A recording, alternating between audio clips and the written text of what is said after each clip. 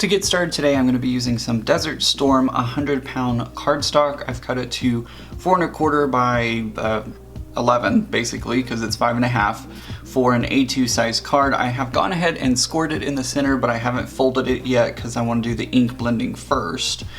So I'm going to be using the My Favorite Things balloon bouquet stamps and dies. I just got these in, and so I'm going to use these for today's card. I think it'll look really great. So the first thing that I'm going to get set up is my ink blending. Today I'll be using this stencil from Tim Holtz. It looks like a kind of distressed pattern, and I think it's going to work perfectly for the card today, so I'll be using that. I'm also using Distress Oxide in Twisted Citron, Salty Ocean, and Picked Raspberry. I'm using my ink blending brushes to do that, and I'll just do kind of a gradient. I feel like diagonally is going to work for this, so we're going to go ahead and get this all set up and ready to go.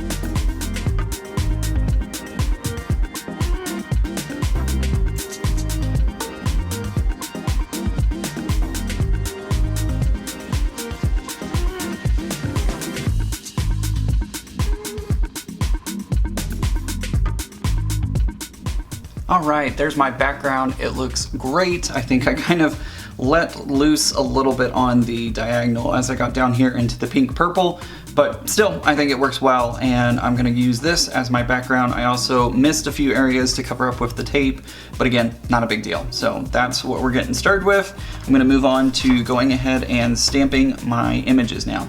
I'm going to go ahead and stamp these in Memento Tuxedo Black ink. I'm not sure if I'm going to Copic color these, or I might decide to use my Tim Holtz markers instead. I haven't decided, but once I get this stamped out, I'll figure that out.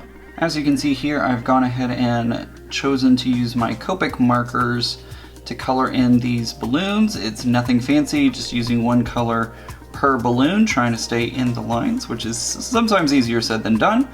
But I'm going to go ahead and color all these in. I'm going kind of in rainbow order, so red, yellow, green, blue, purple. I think I have enough to do a pink as well. So just kind of going in rainbow order, and we'll see what it looks like.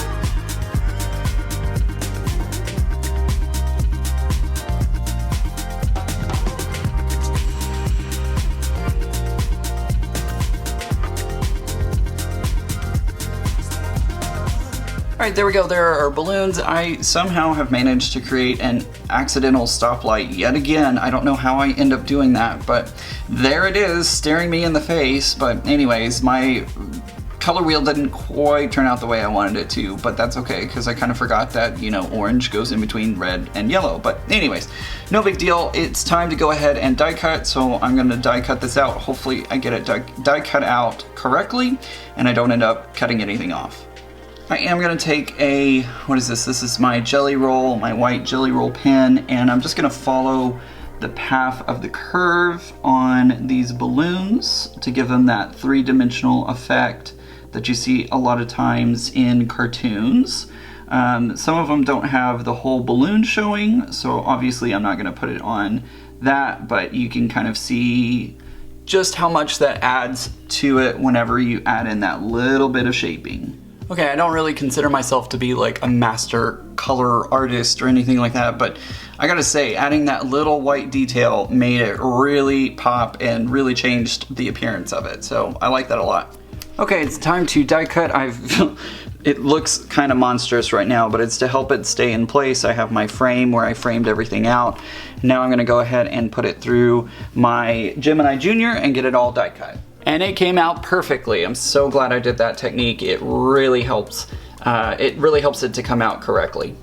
All right, I put my sentiment into my Tim Holtz stamp platform. It says, "Until further notice, celebrate everything." I think that's quite appropriate with everything that's going on right now. So I'm using my, what is this one? This is my EK Success powder tool.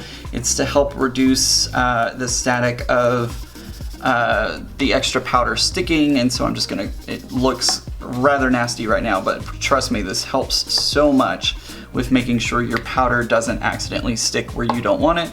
I need to find my Versamark. Hold on. I knew there was something I was forgetting. Okay, I have my Versamark ink pad. I'm just gonna ink this up with my Versamark to get it all nice and juicy. And then we'll stamp it down, and I'll use my white embossing powder. This is the Ranger Superfine Detail embossing powder, and then I'll heat this up and emboss it. All right, it's time to go ahead and start assembling everything. I'm gonna go ahead and put that down there, and I'm gonna use my little foam adhesive. I don't know if I want it these size or what size I want for the balloons, but I'm gonna go ahead and pop everything up. All right, I've gotten everything pretty much situated where I want it to go. I should really invest in a pair of tweezers. That would probably make it easier for me to place all these. But anyways, I think I want it to look something like this. For some reason, our eye likes things a little higher than center. So I think if I put that right there, that should work well for that placement. And I'll go ahead and peel off the backing for this and place it down at the bottom. So there we go, guys, we are done. It is finished, and I think it came out really well. The best thing about this one is it could be used for a guy or a girl. It doesn't really matter. It works for both, and I think whoever receives it is going to love it.